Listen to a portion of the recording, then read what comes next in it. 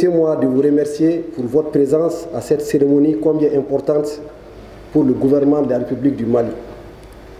C'est un événement qui procède de la volonté de mon département à renforcer le partenariat entre l'ensemble des acteurs du marché des titres publics de l'Union monétaire ouest-africaine. Distingués invités, mesdames et messieurs, les hautes autorités du pays sont fortement engagées pour le développement de notre pays à travers notamment la mise en œuvre du plan d'action prioritaire du gouvernement de transition et l'allocation de ressources aux priorités retenues dans le cadre stratégique pour la relance économique et le développement durable 2019-2023. Dans ce cadre, pour la couverture de ses besoins de financement, l'État du Mali, à l'instar des autres pays de l'Union, intervient sur le marché financier régional à travers des émissions de type public pour la mobilisation des ressources. Il me plaît de rappeler que les émissions de titres publics sont organisées avec le concours de UMOA Titres, de l'autorité des marchés financiers de l'UMOA et des sociétés de gestion et d'intermédiation. C'est le lieu de les remercier pour leur soutien. Chers partenaires, l'année 2022 au Mali a été marquée par un contexte assez particulier et difficile, avec des sanctions de la CEDEAO et de l'UMOA qui ont eu des impacts négatifs sur les objectifs de mobilisation des ressources sur le marché financier, comme l'a rappelé le directeur national du Trésor et de la comptabilité publique. En plus, les effets résiduels de la Covid-19 et les impacts de la crise entre l'Ukraine et la Russie ont engendré une hausse du niveau général des prix. Malgré ces difficultés, l'économie malienne est restée solide en 2022, comme cela a été évoqué dans les diapos que vous avez pu suivre. Donc l'économie malienne est restée solide en 2022 avec une évolution favorable des principaux indicateurs économiques et financiers, notamment un taux de croissance de 3,7% contre 3,1% en 2021 et moins 1,2% en 2020. Un taux d'inflation dans la moyenne de la sous-région ressorti à 6%, un taux de chômage parmi les meilleurs de la sous-région également à 6,50% et un taux de déficit budgétaire de 4,7% contre 4,5% et 5,5% et respectivement en 2021 et en 2020.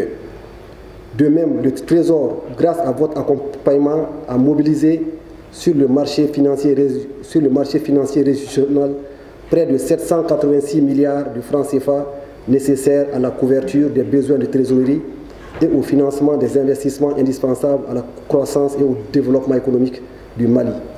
C'est le lieu pour moi de vous remercier pour votre soutien constant aux efforts de développement du Mali. Je voudrais à ce titre vous dire plus spécialement et en dehors du discours que j'ai été singulièrement ravi de travailler tous les jeudis matins avec l'ensemble des banquiers de la place pour pouvoir juguler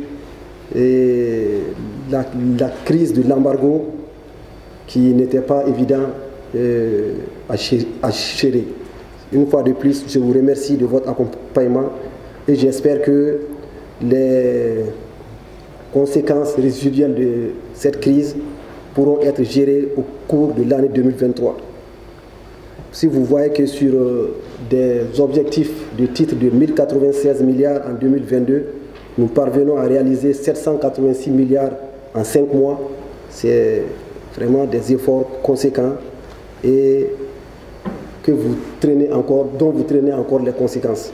Voilà pourquoi je me permets de ne pas critiquer une banque ici pour les résultats de la dernière émission de l'État du Mali.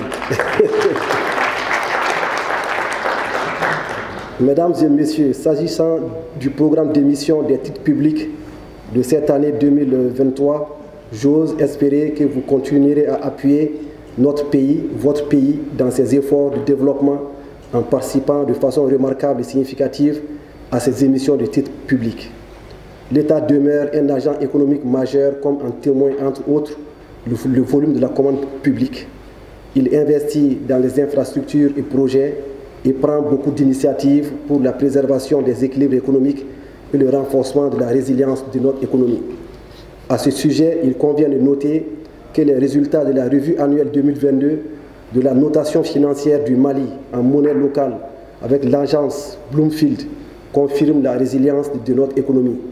En effet, la dite agence, dans son rapport publié en février 2023, maintient la précédente note attribuée au Mali, à savoir AAA à court terme avec perspective stable et BBB à long terme avec perspective stable. Cela témoigne que malgré la crise multidimensionnelle, les fondements de l'économie malienne restent assez solides. Dans ce contexte, il est important que les investisseurs que vous êtes continuent de soutenir le financement adéquat des besoins de l'État pour une croissance soutenue et durable. Aussi, j'ose espérer que cette rencontre renforcera davantage la confiance entre le Trésor public et les acteurs du marché.